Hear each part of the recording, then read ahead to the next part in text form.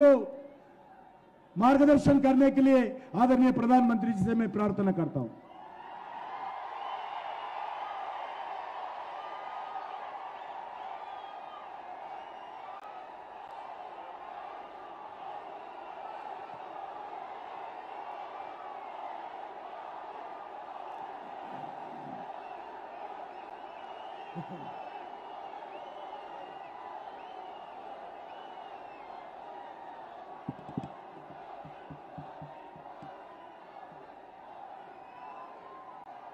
भारत माता की, भारत माता की। ना तेलंगाना कुटुंब సభ్యులందరికీ नमस्कार। मैं केतकी संगमेश्वर स्वामी को प्रणाम करता हूं। मैं भगवान बसवेश्वर और श्रद्धेय सेवालाल महाराज जी के चरणों में नमन करता हूं। నేను సంగమేశ్వర స్వామి అదే రకంగా జరాసంగము ఏడుపాయల దుర్గా అమ్మవారికి బసవేశ్వర స్వామికి నమస్కరిస్తూ సేవాలాల్ మహారాజ్ కూడా పాదపద్మములతో నమస్కరిస్తా ఉన్నాను। साथियों, पिछले 10 वर्षों में देश ने देखा है कि एनडीए की स्थिर सरकार, निर्णायक सरकार देश को कितना आगे लेकर जा सकती है। మిత్రులారా, గత 10 సంవత్సరాలుగా ఎన్డీఏ ప్రభుత్వము ఒక స్థిరమైన మరియు నిర్ణయాత్మకమైనటువంటి ప్రభుత్వాన్ని ఏ రకంగా నడిపామో మీరు కల్లారా చూశారు। एक समय था जब दुनिया प्रगति कर रही थी, लेकिन भारत को कांग्रेस ने करप्शन के दल दल में फंसा दिया था। दुनिया आर्थिक प्रगति कर रही थी, लेकिन भारत पॉलिसी पैरालिसिस का शिकार था। एनडीए ने भारत को बहुत मुश्किल से उस दौर से बाहर निकाला है, लेकिन कांग्रेस फिर से देश को पुराने दुर्दिनों में लेकर जाना चाहती है। మిత్రులారా, ఒక సమయంలో ప్రపంచమంతా కూడా అభివృద్ధిలో దూసుకుపోతా ఉంటే కాంగ్రెస్ మన భారతదేశాన్ని అవినీతి ఊబిలోకి నెట్టివేసి ప్రపంచమంతా కూడా ఆర్థిక అభివృద్ధికి చెందుతూ ఉంటే పాలసీ పారాలిసిస్ తోని విధానపరమైన నిర్ణయాలతో నిష్క్రియంగా మార్చింది। ఎన్డీఏ అతి కష్టం మీద కూడా ఏ రకంగా గట్టెక్కించిందో మనమందరం కూడా కల్లారా చూశాము। साथियों, कांग्रेस कहीं भी हो, उसकी पॉलिटिक्स के 5 निशान होते हैं। उसके पंजे जैसे 5 निशान है। पहला, झूठे नारे, झूठे वादे। दूसरा, वोट बैंक की राजनीति। तीसरा, माफियाओं, अपराधियों को बढ़ावा। चौथा, परिवारवाद। और 5वां, करप्शन। इन 5 निशानों से मिलकर कांग्रेस का पंजा बनता है। अब तेलंगाना में भी लोग कांग्रेस के इस पंजे को महसूस कर रहे हैं। మిత్రులారా, కాంగ్రెస్ ఎక్కడ అధికారంలో ఉంటుందో అక్కడ పంచసూత్రాల పేరు మీద రాజకీయాలు చేస్తూ ఏ రకంగా మొదటిగా అబద్ధాలు, తర్వాత ఓటు బ్యాంక్ రాజకీయాలు, మాఫియా మరియు నేరస్తుల ప్రోత్సహించడము, నాలుగవది కుటుంబ పాలన, ఐదవది అవినీతి. ఈ పంచసూత్రాలు కలిపితే ఇది చేతి గుర్తు అవుతుంది. ఈ పంచసూత్రాలు, ఈ చేతి గుర్తులు తెలంగాణలో కూడా ఏ రకంగా ప్రజలు అనుభవిస్తున్నారో ఇప్పుడిప్పుడే అర్థం చేసుకుంటున్నారు. तेलुगु फिल्म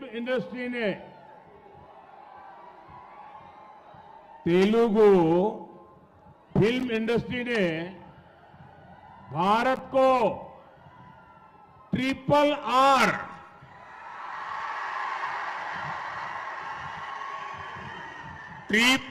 आर जैसी सुपरहिट फिल्म दी।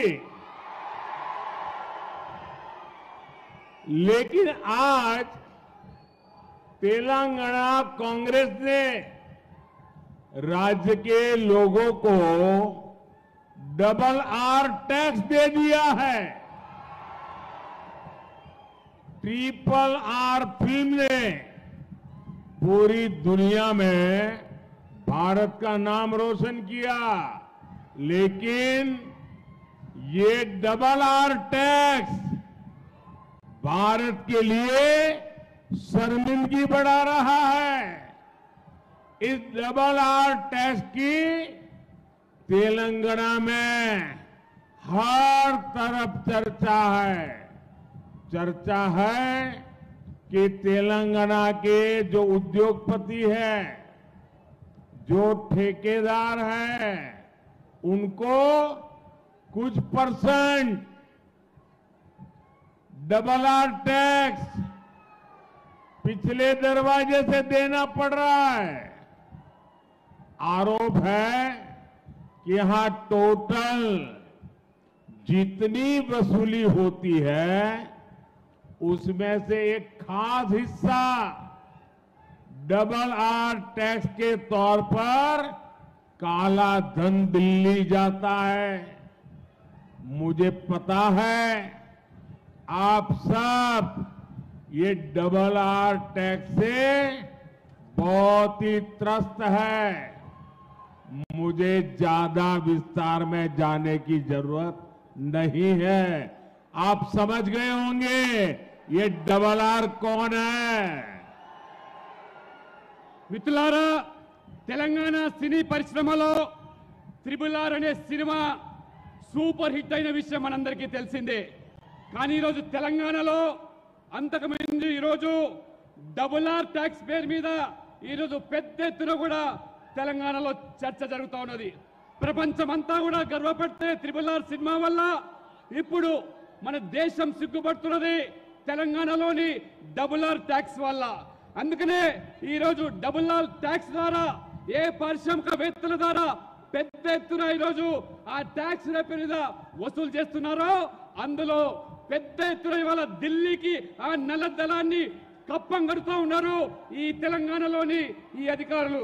కాబట్టి ఈ యొక్క డబుల్ ఆర్ ట్యాక్స్ వల్ల విసిగిపోయిన తెలంగాణ ప్రజలు, మరి నేను ఎక్కువగా చెప్పదలుచుకోలేదు, ఈ డబుల్ ఆర్ ట్యాక్స్ ఎవరు వసూలు చేస్తున్నారో, ఎవరికి కప్పం కడుతున్నారో మీరు అర్థం చేసుకోవాల్సిందిగా మిమ్మల్ని నేను కోరుతా ఉన్నాను. भाइयों बहनों,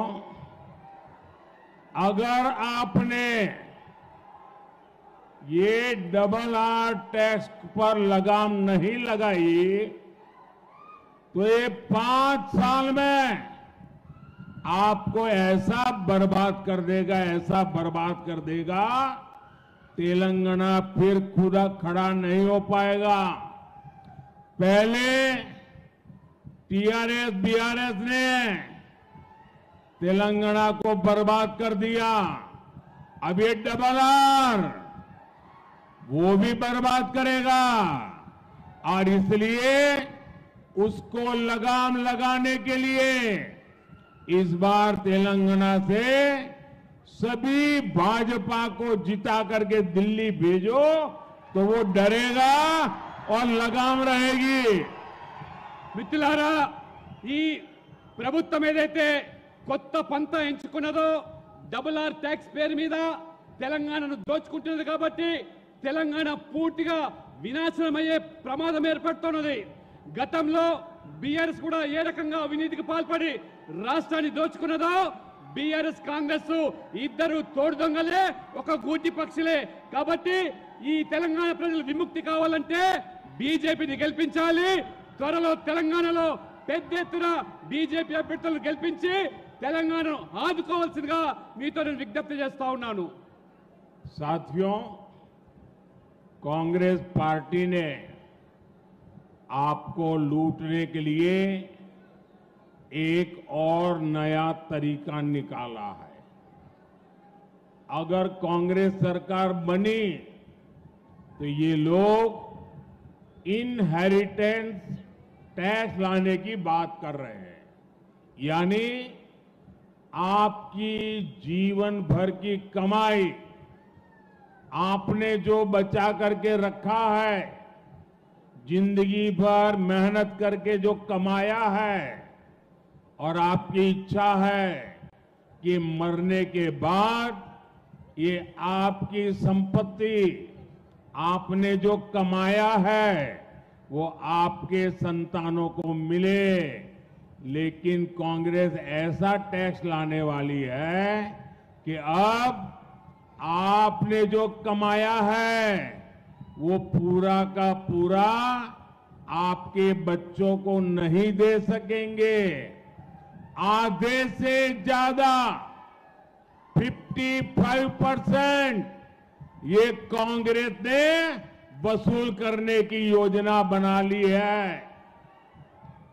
आपको कांग्रेस के इन खतरनाक इरादों से सावधान रहना है।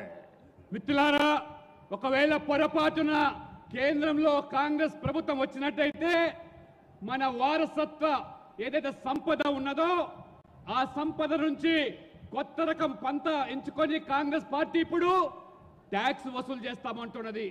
అది 55% మన సంపద నుంచి మన పిల్లలకు దక్కకుండా ఇవాళ కాంగ్రెస్ దాన్ని కాజేసేదానికి కుట్రలు కుతంత్రాలు పన్నుతా ఉన్నది. కాబట్టి ఈ భయానకమైనటువంటి నిర్ణయాల పట్ల మన ప్రజలందరూ కూడా అప్రమత్తంగా ఉండాలి.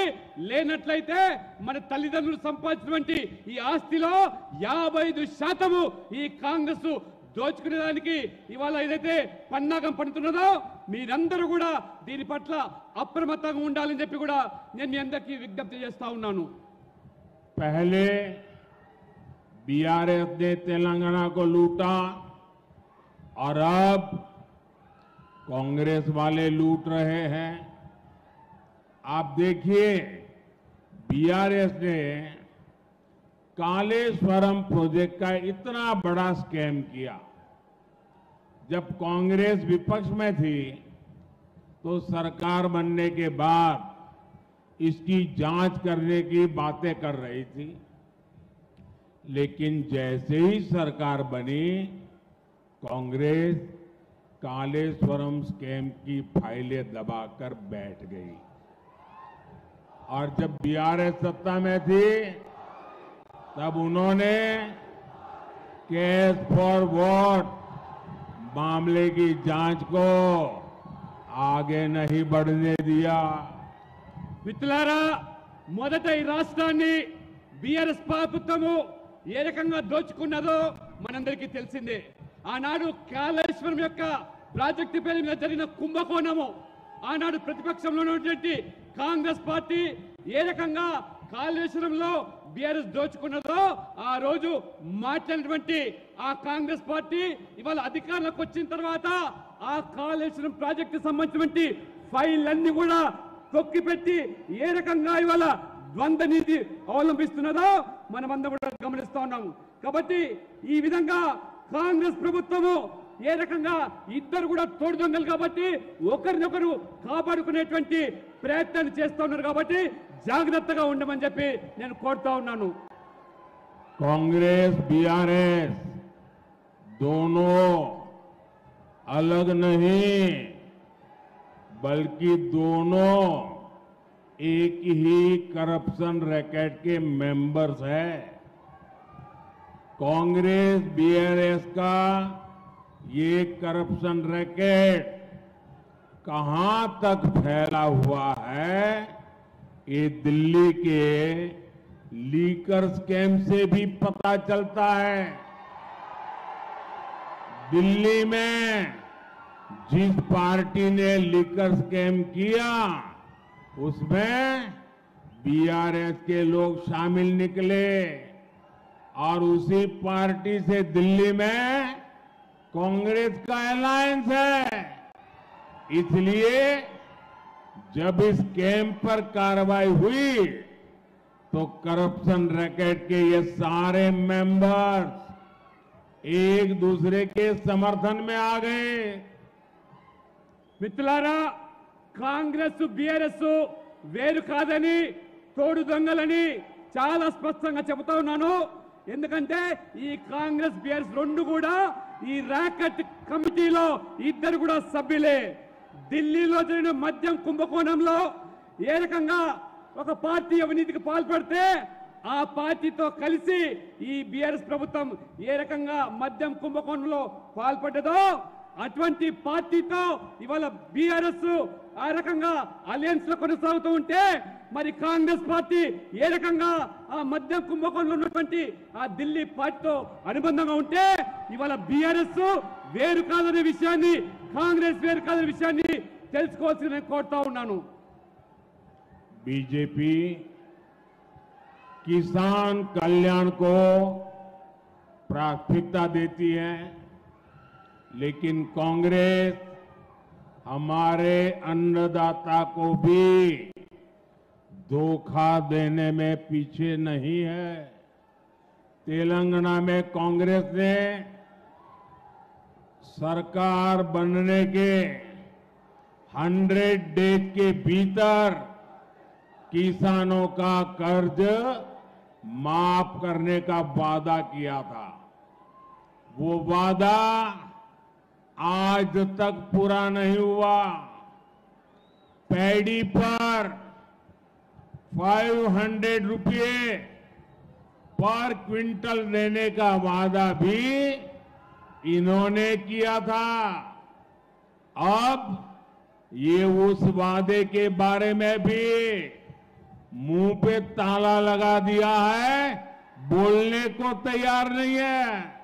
మిత్రులారా, భారతీయ జనతా పార్టీ రైతులను అన్నదాతగా భావిస్తూ వారు భగత్ స్వరూపులుగా ఇవాళ మన ప్రభుత్వం వాళ్ళను కొనియాడుతూ ఉన్నది. కానీ ఇవాళ కాంగ్రెస్ ఏ రకంగా రైతులను మోసం చేస్తూ ఉన్నదో తెలంగాణలో మీరు చూస్తూ ఉన్నారు. ఎన్నికల ముందు రైతుల యొక్క 2 లక్షల రుణాన్ని మాఫీ చేస్తామని 100 రోజుల్లో పూర్తి చేస్తామని చెప్పారు. కానీ వాళ్ళ 100 రోజులు పూర్తయిపోయింది. రైతులు ఈ రకంగా మాఫీ చేయకుండా రుణాన్ని మోసం చేస్తున్నారు మనం చూస్తున్నాము. వరి మీద 500 బోనస్ ప్రకటించినామని చెప్పినటువంటి ఈ కాంగ్రెస్ ప్రభుత్వము రేవంత్ రెడ్డి గారు ఇవాళ 100 రోజులు గడువు అయిపోయింది. ఇవాళ 500 బోనస్ ఇవ్వకుండా ఏ రకంగా ఇవాళ మోసం చేస్తుందో గమనించాల్సిందిగా మిమ్మల్ని కోరుతా ఉన్నాను. साथियों, कांग्रेस को ताकत गरीब को गरीब बनाए रखने से मिलती है। तेलंगाना के मेरे नौजवान साथियों, आपका प्यार इतना है, आपका उत्साह इतना है,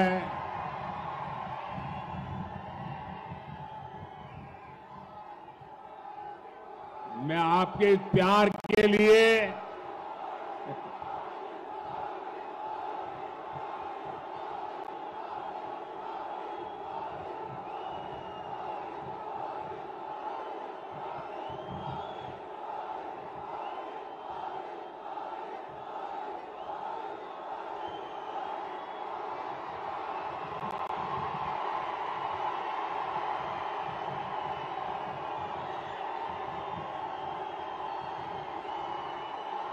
साथियों, ये आपका उत्साह, आपका प्यार इतना जबरदस्त है कि आज ये डबल आर की नींद उड़ जाएगी। మిత్రులారా, యువకులారా, మీ ఉత్సాహాన్ని ప్రేమను చూస్తూ ఉంటే మరి ఈరోజు ఈ ప్రభుత్వము మరి కనువిప్పు కావాలి.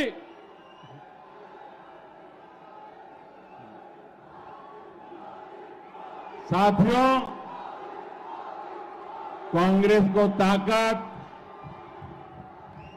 गरीब को गरीब बनाए रखने से मिलती है।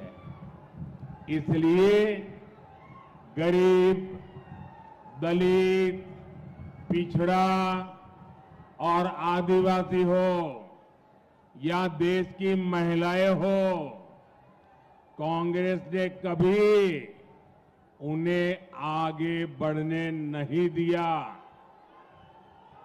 कांग्रेस राज में नारी शक्ति ने जन्म से लेकर जीवन तक हर जगह तकलीफ उठाई है।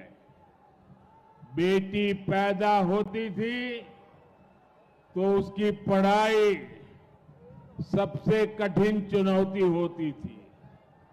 स्कूलों में शौचालय न होने से बेटियों को स्कूल बीच में ही छोड़ना पड़ता था और इसलिए हमने बेटी बचाओ बेटी पढ़ाओ अभियान शुरू किया। हर स्कूल में बेटी के लिए अलग टॉयलेट बनवाए। अब बेटियां भी शिक्षा में भी आगे बढ़ रही है। आज पीएम आवास में बनने वाले घर भी मुख्य रूप से महिलाओं के नाम पर ही दिए जा रहे हैं। మిత్రులారా, కాంగ్రెస్ పార్టీ ఎప్పుడు పేదలను పేదవాళ్ళుగానే మార్చడానికి ప్రయత్నం చేశారు. దళితులు, ఆదివాసీలు, వెనుకబడ్డ వర్గాలు, మహిళలు ఏ రకంగా వెనక్కి నెట్టేశారో, నిర్లక్ష్యం చేశారో మీరందరూ చూశారు. కానీ మా ప్రభుత్వము మహిళా శక్తి పేరు మీద, నారీ శక్తి పేరు మీద అమ్మాయిలు చదువుకునేదానికి, వాళ్ళకి కావాల్సిన సదుపాయాలు కల్పించడానికి బేటీ బచావ్ బేటీ పడావ్ ప్రత్యేకంగా పాఠశాలలో అమ్మాయిలకు టాయిలెట్లు విధిగా నిర్మించి ఏ రకంగా ఆ అమ్మాయిలను ఆ రకంగా శక్తివంతులు చేస్తా ఉన్నామో, ఇవాళ ప్రధానమంత్రి ఆవాస్ యోజన పేరు మీద పేదలకు నిర్మించే పక్క ఇల్లు కూడా మహిళల పేరు మీద ఇస్తున్నామంటే మహిళలకు ఇవాళ మోదీ ప్రభుత్వం ఇస్తున్నటువంటి గౌరవాన్ని కూడా మీరు ఇవాళ గమనిస్తా ఉన్నారు. साथियों, कांग्रेस सरकारों में महिलाओं के अधिकार ही खतरे में नहीं पड़े, महिलाओं की सुरक्षा भी खतरे में पड़ी है। महिलाओं की सुरक्षा और वोट बैंक में इन्हें जब चुनना होता है तो ये वोट बैंक चुनते हैं। बीजेपी के लिए महिलाओं की सुरक्षा, महिलाओं का सम्मान ये सर्वोपरि है। कोई भी व्यक्ति चाहे वो कितना भी बड़ा क्यों ना हो, अगर वो महिलाओं के सम्मान के साथ खिलवाड़ करता है तो उसे बख्शा नहीं जाना चाहिए। हमने इन 10 वर्षों में महिला सुरक्षा को लेकर कड़े कानून बनाए हैं। फांसी तक की सजा का कानून हमने बनाया है। अगले 5 वर्षों में हम इसी दिशा में और मजबूती से काम करेंगे। మిత్రులారా, మహిళల అధికారాలే కాదు కాంగ్రెస్ పార్టీ హరించింది, మహిళలకు కూడా రక్షణ లేకుండా ఓటు బ్యాంకు రాజకీయాలకు ఏదైతే పాల్పడ్డదో, ఇవాళ మా ప్రభుత్వం ఖచ్చితంగా మహిళల రక్షణ కోసము అవసరమైనటువంటి కొత్త చట్టాలు తీసుకురావడమే కాకుండా మహిళలను గౌరవించకుండా కించపరిచేటువంటి ఏ వ్యక్తులైనా శక్తులైనా ఉరిశిక్ష సైతం విధించేటువంటి ఒక కఠినమైనటువంటి చట్టాలను తీసుకొచ్చి ఇవాళ మహిళలను ఆదరిస్తుంది, గౌరవిస్తుంది మా ప్రభుత్వము. साथियों, जब एक सरकार मजबूत होती है, जब एक सरकार निर्णायक होती है और एक सरकार जो सिर्फ और सिर्फ देशभक्ति से काम करती है, तो वो कैसे इतिहास रच सकती है आप सब देख रहे हैं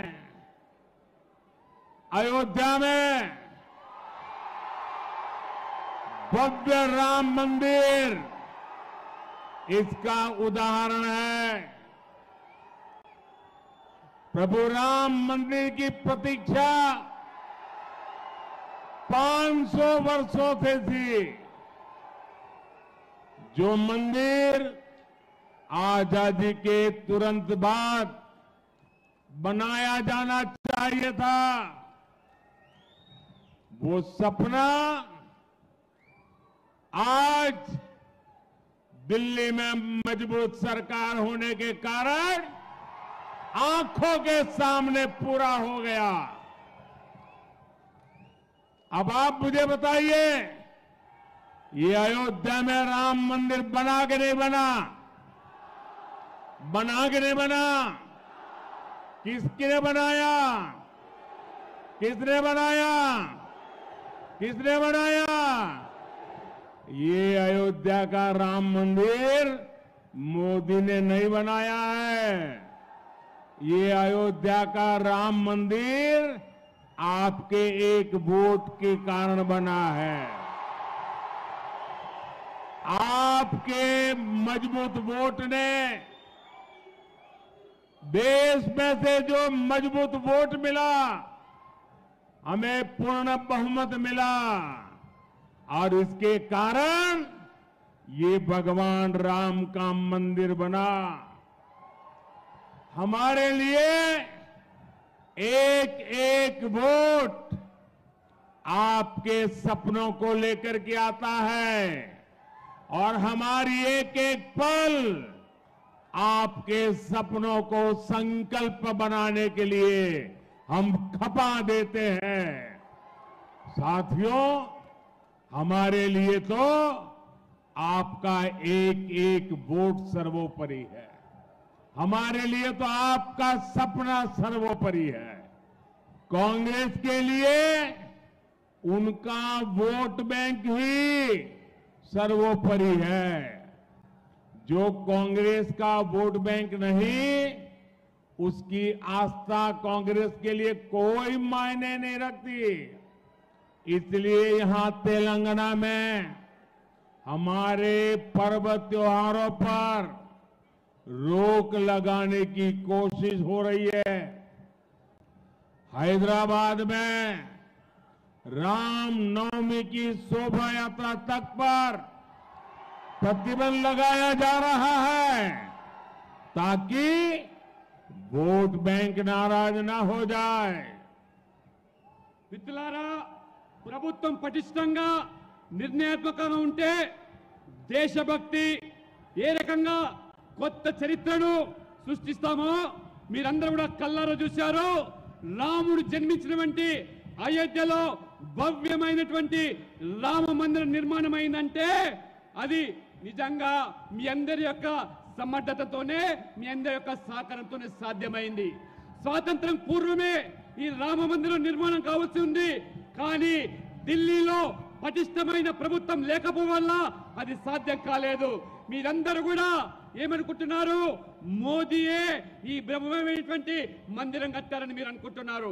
కాదు, మీరందరూ కూడా వేసిన ప్రతి ఓటు వల్ల ఒక పటిష్టమైనటువంటి, ఒక సమర్థమైనటువంటి ప్రభుత్వం ఏర్పడడం వల్లనే ఈ మందిరం సాధ్యమైంది. మీ యొక్క సహకారంతోనే ఈ మందిరం నిర్మాణమైంది. అందుకనే మీరు వేసే ప్రతి ఓటు మీ కలలను సాకారం చేయడానికి మేము ఉపయోగపడతాము తప్పితే మీ కలలు సాకారం చేయడానికి, మీ కన్న కలను కూడా నిజం కావాలంటే మా జీవితం అంతా కూడా ఈ దేశం కోసం దారపోశాము. కాబట్టి కాంగ్రెస్ సేనాడు కూడా ఈ దేశం కోసం కాదు, ప్రతి ఓటు బ్యాంకు రాజకీయాలకు పాల్పడుతూ ఓటు కోసం పట్టపిస్తుంది తప్పితే మెజార్టీ ప్రజల యొక్క విశ్వాసాలకు భంగం కలిగే విధంగా ఏ రకమైనటువంటి ఓటు బ్యాంకు రాజకీయాలకు పాల్పడుతుందో ఇవాళ మనం తెలంగాణలో, హైదరాబాద్ లో చూస్తున్నాము. మన పండుగలు నిర్వహించుకోవాలంటే అనేక ఆంక్షలు, మన పండుగలు జరుపుకోవాలంటే అనేకమైన షరతులు. చివరికి హైదరాబాద్ లో భవ్యమైనటువంటి శ్రీరామ నవమి శోభయాత్ర జరపాలంటే కూడా ఈ ప్రభుత్వము ఎన్ని ఆంక్షలు విధించిందో, ఎన్ని రకాల వేధింపులకు చేసిందో కేవలము ఒక వర్గం వారి ఓట్ల కోసమనే విషయాన్ని మీరు తెలుసుకోవాల్సిగా నేను కోరుతా ఉన్నాను. साथियों, जब तेलंगाना संयुक्त आंध्र प्रदेश का हिस्सा था, तब 2004 और 2009 में उस संयुक्त आंध्र ने कांग्रेस को रिकॉर्ड संख्या में एमपी एमएलए दिए थे। कांग्रेस ने यहां एससी, एसटी, बीसी की चिंता करने की जगह उनके आरक्षण पर डाका डालना शुरू कर दिया। कांग्रेस ने तब के आंध्र प्रदेश को तुष्टीकरण की प्रयोगशाला बना दिया था। कांग्रेस ने बीसी के हक का आरक्षण उठाकर मुस्लिमों को दे दिया। మిత్రులారా, ఆంధ్రప్రదేశ్ ఉమ్మడి రాష్ట్రంలో 2004, 2009లో రికార్డు స్థాయిలో ఎంపీలను గెలిపించారు. కానీ ఆ కాంగ్రెస్ పార్టీ గెలిచిన తర్వాత ఎస్సీ, ఎస్టీ, ఓబీసీల హక్కులను హరించడమే కాకుండా ఏ రకంగా వాళ్ళ అధికారాలను కాలరాసిందో మీరు కల్లారా చూశారు. ఆ రోజు కాంగ్రెస్ పార్టీ ఆంధ్రప్రదేశ్ ను ఒక ప్రయోగశాలగా మార్చి ఓబీసీల హక్కులను కాలరాసి ఓబీసీలో ఉన్న వాటాలను ముస్లింల కోసం ఏ రకంగా ఆ రిజర్వేషన్ కల్పించి ఓబీసీల యొక్క హక్కులను కాలరాశారు. కాబట్టి కేవలం ముస్లింల మెప్పు కోసము బీసీలను ఏ రకంగా వాళ్ళను ఇవాళ అధికారులకు కోసారో మీరు చూస్తున్నారు. కాబట్టి మీరు ఈ కాంగ్రెస్ యొక్క ద్వంద్వ నీతితో కూడా ఆలోచన చేయాల్సిగా నేను కోరుతా ఉన్నాను. भाइयों बहनों, आप मुझे बताइए, हमारे तेलंगाना में और हमारे इस इलाके में जो लिंगायत समाज के लोग हैं, जो मराठा समाज के लोग हैं, उसमें 26 कास्ट ऐसी है जो ओबीसी में जाने के लिए मांग कर रही है। लंबे अरसे से चर्चा चल रही है। ये कांग्रेस वालों को हमारे मराठी भाई बहन या हमारे लिंगायत भाई बहन इन 26 जातियों को ओबीसी बनाना मंजूर नहीं है, लेकिन मुसलमानों को रातों रात ओबीसी बना देते हैं। మిత్రులారా, తెలంగాణలో మీరందరూ ఆలోచన చేయండి.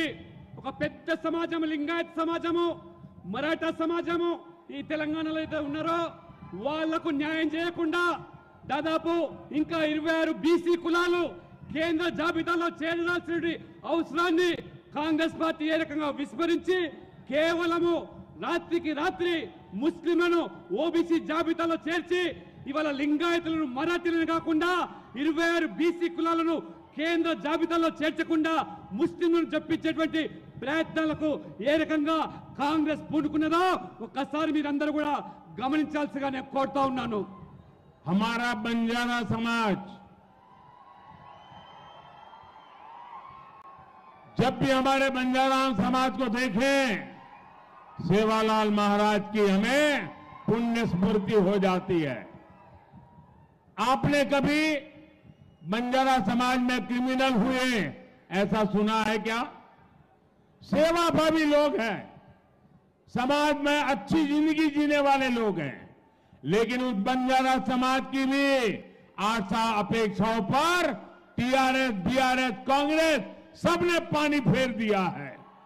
మిత్రులారా, మన యొక్క తెలంగాణలో బంజారా సమాజం అంటే లంబాడీ సమాజము, ఏదైతే ఆరాధ్య దైవంగా భావించేటువంటి ఆ సేవాలాల్ యొక్క ప్రభుకు మనమందరం కూడా ఏ రకంగా మరి మనస్పూర్వకంగా గౌరవిస్తామో అటువంటి సమాజం నుంచి వచ్చినటువంటి ఈ యొక్క బంజారాలు, లంబాడీలు ఎంతో గౌరవప్రదమైనటువంటి జీవితాన్ని గడిపేటువంటి వాళ్లను నేరస్తులుగా పరిగణించేటువంటి గత కాంగ్రెస్, బీఆర్ఎస్లు ఏ రకంగా వాళ్ళ జీవితాలతో చెలగాటమాడాయో ఈ రెండు పార్టీలు ఆ సమాజాన్ని కూడా పూర్తిగా వంచించి దగా చేసి మోసం చేశాయి. भाइयों बहनों, ये इतने बड़े संविधान लेकर के दुनिया को मूर्ख बनाने वाले लोग, रात दिन आरक्षण के नाम पर झूठ बोलने वाले लोग, ये हमारे तेलंगाना में मादिगा समाज पर क्या बीती है। और मैंने मादिगा समाज को वादा किया हुआ है, मैं उनके लिए लड़ाई लड़ूंगा। और हमारे दलित भाई बहनों में जो वर्गीकरण की मांग है, वो उनका हक है, उसको वो मानने को तैयार नहीं है। మిత్రులారా, పొద్దున్న లేస్తే ఈ పార్టీలు రాజ్యాంగం గురించి లేకపోతే రిజర్వేషన్ల గురించి దుష్ప్రచారం చేస్తూ తప్పుడు ప్రచారం చేస్తూ ప్రజలు మోసం చేస్తూ ఉన్నాయో, సామాజిక న్యాయం అంటే ఆ సామాజిక న్యాయానికి కట్టుబడి ఉన్న నేను ఈ రోజు సమాజంలో ఉన్నటువంటి మాదిగలకు న్యాయం చేయడానికి ఎస్సీ వర్గీకరణ కోసము కట్టుబడి ఉన్నానని చెప్పి వాళ్ళలో ఒకరిగా నేను ఈ పోరాటానికి అండగా ఉంటానని చెప్పి భరోసా కల్పిస్తున్నాను, హామీ ఇస్తున్నాను. మాదిగలు మీరు న్యాయమైన కోరికలకు భారతీయ జనతా పార్టీగా మేము అండగా ఉన్నామని చెప్పి కూడా పూర్తి విశ్వాసం కల్పిస్తా ఉన్నాము. साथियों, एक कांग्रेस पार्टी को जन्म से ही ये हमारे संविधान के प्रति नफरत है। जो संविधान बाबा साहब अंबेडकर ने दिया था, अगर वो संविधान की प्रत देखें, तो उसके ऊपर एक एक पत्ते पर रामायण महाभारत का चित्रांकन है। हमारी संस्कृति, हमारी परंपरा का चित्र है उस पर, और हमारे संविधान की, भारत की महान सांस्कृतिक विरासत के साथ उसको कड़ी रूप के जोड़ने का एक अद्भुत प्रयास था।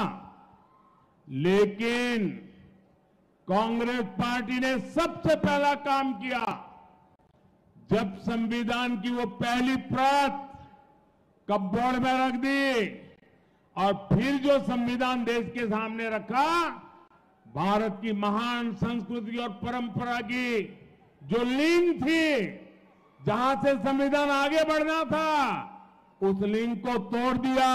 वो सारे चित्र हटा दिए और खोखा बना करके रख दिया। पहले ही दिन उन्होंने संविधान का अपमान करना शुरू कर दिया था।